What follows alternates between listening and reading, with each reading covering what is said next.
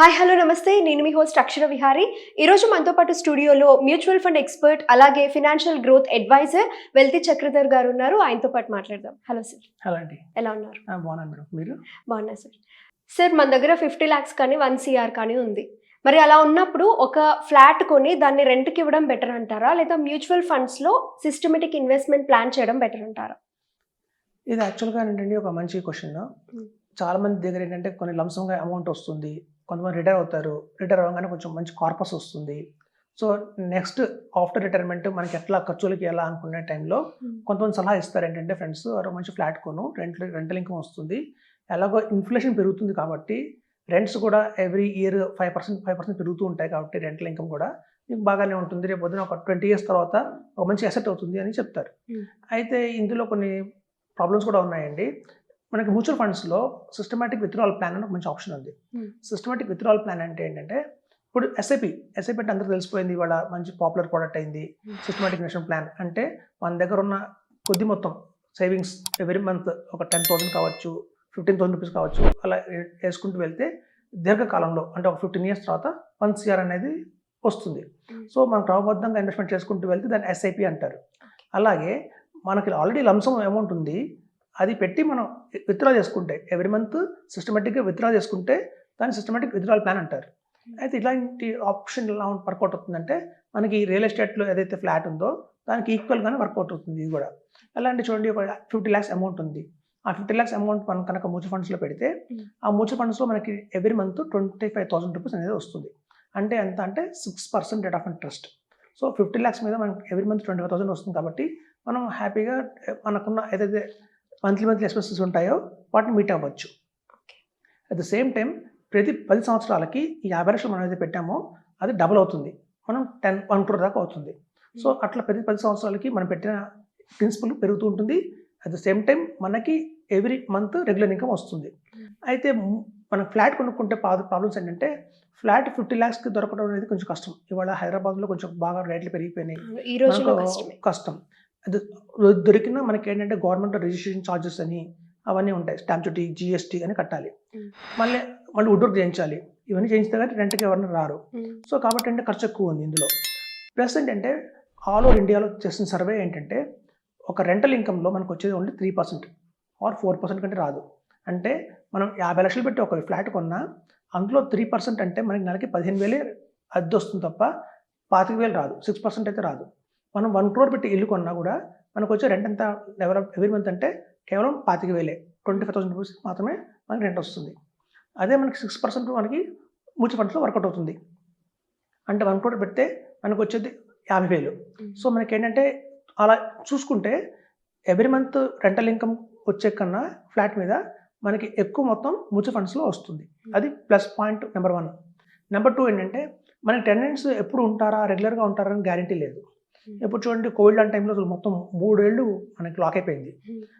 Suppose అలాంటి టైంలో మనకి రెంటల్ ఇన్కమ్ రాకపోవచ్చు. ఏదైనా మనం ఉన్నట్టుగా మన టెనెంట్ ఏదైనా ఖాళీ వెళ్ళిపోయాడు అనుకోండి ఇల్లు, ఒక 6 months తర్వాత వేరే టెనెంట్ పట్టుకోవాలంటే మళ్ళీ టైం పడుతుంది మనకి. మళ్ళీ కొత్తగా వచ్చిన వాళ్ళు ఏమంటారంటే, మాకు వైట్ వాష్ చేయండి, పెయింటింగ్ చేయండి, ఏదైనా ఫర్నిచర్ పాడైపోయింది, అలాగే ప్లంబర్ ఇష్యూస్ వస్తాయి.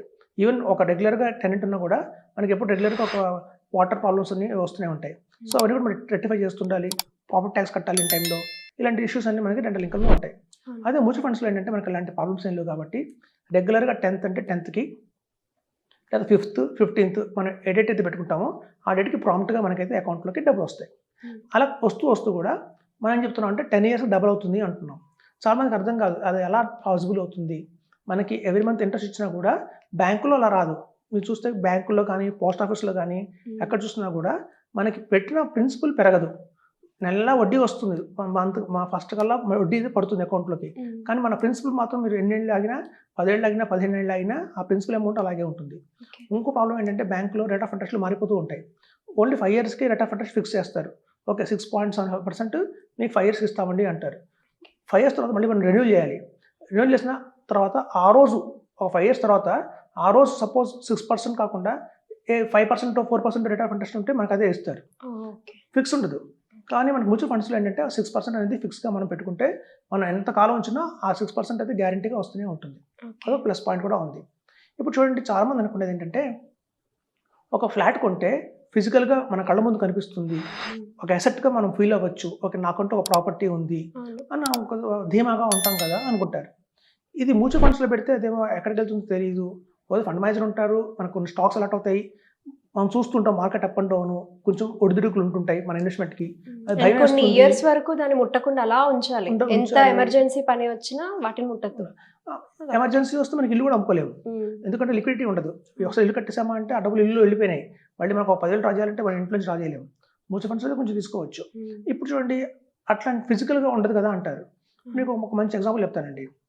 ఇప్పుడు మనకి జ్వరం వచ్చింది అనుకోండి, జ్వరం వస్తే సాధారణంగా కాల్పాలు కానీ డోలో కానీ వేసుకుంటారు. ఇప్పుడు మనం ట్యాబ్లెట్ పెట్టుకుంటాం చేతిలో, కనిపిస్తుంది ఫిజికల్గా ఒక ట్యాబ్లెట్ చేతిలో ఉంది నాకు అని. మనం పట్టుకొచ్చుంటే మన జ్వరం తగ్గుతుందా? జ్వరం తగ్గదు. ట్యాబ్లెట్ ఉంటుంది, ఫీల్ అవుతాం అమ్మాయి ట్యాబ్లెట్ ఉందని, కానీ పని చేయదు. అది ఎప్పుడు పని చేస్తుంది? మన నోట్లో వేసుకుని వాటర్ అయితే పని చేస్తుంది, కానీ మనకు ఒకసారి బాడీలోకి వెళ్ళక ట్యాబ్లెట్ కనిపించదు, కానీ ఫలితం ఉంటుంది అండి. దాన్ని గ్రాడ్యువల్గా మన ఫీవర్ కాస్త 101, 100 నార్మల్ అయిపోతుంది. అట్లాగే లిక్విడిటీ కూడా మనం అనుకుంటాం ఒక ఫిజికల్ అసెట్గా ఉంటే నా కళ్ళ ముందు ఉంటే బాగుంటుంది అని, కానీ అలా కాకుండా వర్చువల్గా అంటారు. ఏదైతే కనుక ఈ మ్యూచువల్ ఫండ్స్లో ఇన్వెస్ట్మెంట్ ఇస్తే దాన్ని వర్చువల్ అసెట్ అంటారు. అది మనకు కనిపించదు, కానీ దాని ఫలితం చాలా బ్రహ్మాండంగా ఉంటుంది. అలా మనకేంటంటే మ్యూచువల్ ఫండ్స్లో మనకున్న ఈ పాస్ట్ ఎక్స్పీరియన్స్లో గత 13 సంవత్సరాలుగా 7 సంవత్సరాలు చూస్తున్నాము, 13% రేట్ ఆఫ్ ఇంట్రెస్ట్ అయితే యావరేజ్గా వస్తుందండి. సో 13% రేట్ ఆఫ్ ఇంట్రెస్ట్ వస్తున్నప్పుడు ఏం చేస్తారంటే ఫండ్ మేనేజర్స్ కానీ ఫండ్ హౌసెస్ వాళ్ళు కానీ ఆ 13%లో మనకి ఎవ్రీ మంత్ ఇస్తుంది అంటే 6% ఇస్తున్నారు. ఈ బ్యాలెన్స్ 7%ని మన ప్రిన్సిపల్కి యాడ్ చేస్తున్నారు అన్నమాట. సో అలా ఎవ్రీ మంత్ ఆన్ యావరేజ్ ఒక మంత్ 2% యాడ్ చేయొచ్చు, ఎందుకంటే మార్కెట్ వాలటాలిటీ ఉంటుంది కాబట్టి. ఒక సంవత్సరం మనం 2% రావచ్చు, ఇంకో సంవత్సరం 7% రావచ్చు, ఇంకో సంవత్సరం గణనీయంగా 10% వచ్చిన సందర్భాలు కూడా ఉన్నాయి. కొన్నిసార్లు మైనస్ కూడా అవుతుంటుంది. ఇలా అప్ అండ్ డౌన్ మైనస్లు అన్నీ కలుపుకొని మీకు 10 ఏళ్లలో మనకి ఈజీగా 7% అయితే వస్తుంది. సో మనకు ఒక ఫార్ములా చెప్పుకున్నాం, 72/I = N అని ఒక ఫార్ములా ఉంది. ఆ థంబ్ రూల్ అంటే ఏంటంటే 72 కింద మనం ఈ 7% వాళ్ళు అయితే మనకి యాడ్ చేస్తున్నారు ప్రిన్సిపల్కి, కింద 8%లో ఆ 7 పెట్టాలి. మనకి = 10 వస్తుంది ఆన్సర్. 72/7 = 10 వస్తుంది, అంటే N. సో 10 అంటే అర్థం ఏంటంటే 10 ఏళ్ళు. సో 10 ఏళ్లలో మన అమౌంట్ డబుల్ అవుతుందని అర్థం. సో మనం పెట్టిన 1 crore ఎవ్రీ మంత్ 50,000 రూపీస్ తీసుకుంటున్నా కూడా తర్వాత మీకు వచ్చేసి ఏమవుతుందంటే అది డబుల్ అవుతుంది. సో మనకి చూడండి ఒక ఫ్లాట్ కొనాలి అంటే మినిమంగా 60 లక్షల చేతిలో ఉండాలి. కానీ ఇలాంటి ప్రాబ్లం లేకుండా సిస్టమేటిక్ విత్డ్రాల్ ప్లాన్లో మ్యూచువల్ ఫండ్స్లో అయితే కనుక మనకి ఆ ప్రాబ్లం లేదు. మినిమం 5 lakhs నుంచి కూడా మొదలు పెట్టచ్చు. మనం 5 lakhs పెట్టామా మనం 2,500 రూపీస్ వస్తుంది ఎవ్రీ మంత్. మనం 10 lakhs పెట్టామా 5,000 రూపీస్ వస్తుంది ఎవ్రీ మంత్.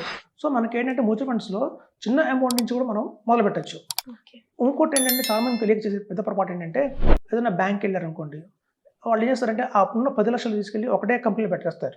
ప్రతి బ్యాంక్కి ఒక కంపెనీ ఉంది, ప్రతి బ్యాంక్కి సంబంధించి ఒక మ్యూచువల్ ఫండ్ కంపెనీ ఉంది. మనకు తెలియకుండా ఆ బ్యాంకులో వెళ్ళి సార్ మాకు ఒక ఎస్ఐపి చేద్దాం, ఎస్డబ్ల్యూపీ చేద్దాం అనుకుంటున్నామని అంటే వెంటనే వాళ్ళ బ్యాంక్కి సంబంధించిన మ్యూచువల్ ఫండ్ కంపెనీలో ఆ 10 లక్షలు రాసేస్తారు. దానివల్ల ఏంటంటే మొత్తం డబ్బులు ఒకటే చోట వెళ్ళిపోతున్నాయి. రేపొద్దున దాని పర్ఫార్మెన్స్ బాగుండకపోతే మనకి రిటర్న్ అనుకున్నంతగా రాదు.